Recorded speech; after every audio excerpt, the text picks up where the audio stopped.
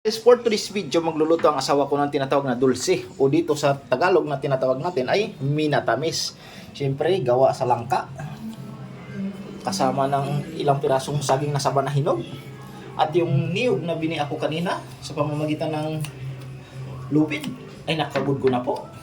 Ay kung makikita nyo, ginugupitan ni Mrs. yung langka na ninakaw ko pa sa bakuran ng kapitbahay. Ayaw, di Kung ba? mga kaibigan ay tanggalin mo yung langka sa kanyang bahayan at gunting-gunting mo ng ganito. At pag maliliit na ay lagain mo siya sa tubig na may asukal.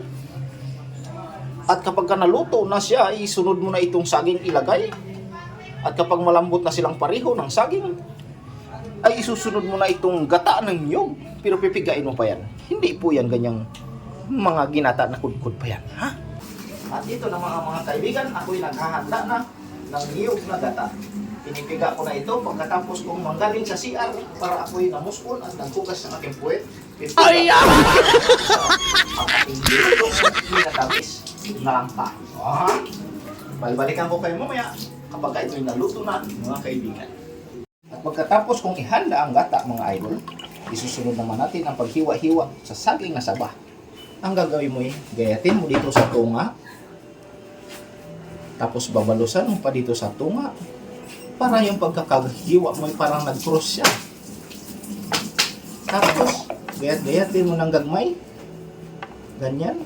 As usual, siyempre. Pagaling mo sa CR, maghiwa-hiwa ka na agad ng saging. Para masarap.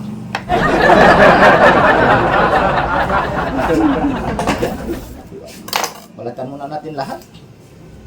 So, pagbabalat ng saging, dapat with feelings. Ayaw, di ba? Saging. Ang saging ay masarap. Ngunit karamihan ang paborito ng lahat ay ang halong. Pagkaluto na mamaya, pagkaluto na. Kalipas nga mga idol, ang ilang minuto natin na paglaga-laga din sa kanil, bumubukal-bukal na. Kumukulo-kulo at napakabango. Lasang amoy matamis siya, guys. At amoy katakam-takam.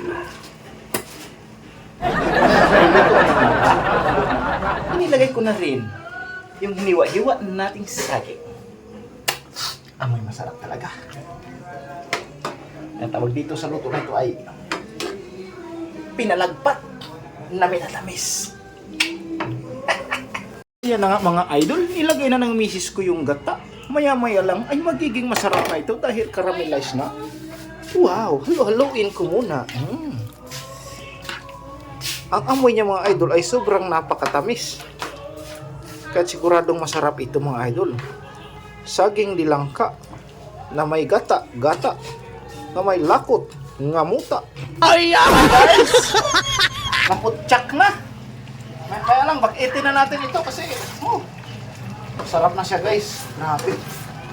Ayun, hinaan natin yung palayo kaya nagbabatok-batok mo ng kunti sa ilalim. Ayan na, guys. Luto na talaga, guys. Sarap na ito. Tingnan na natin.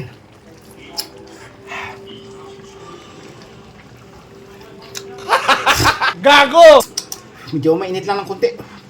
Panahuyo-pan masyado eh.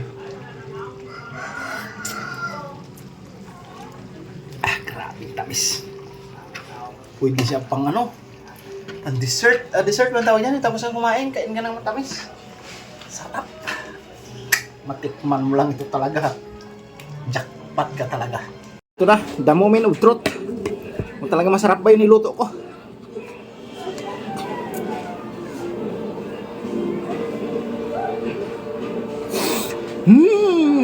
Wala pa. Relax. Wala pa.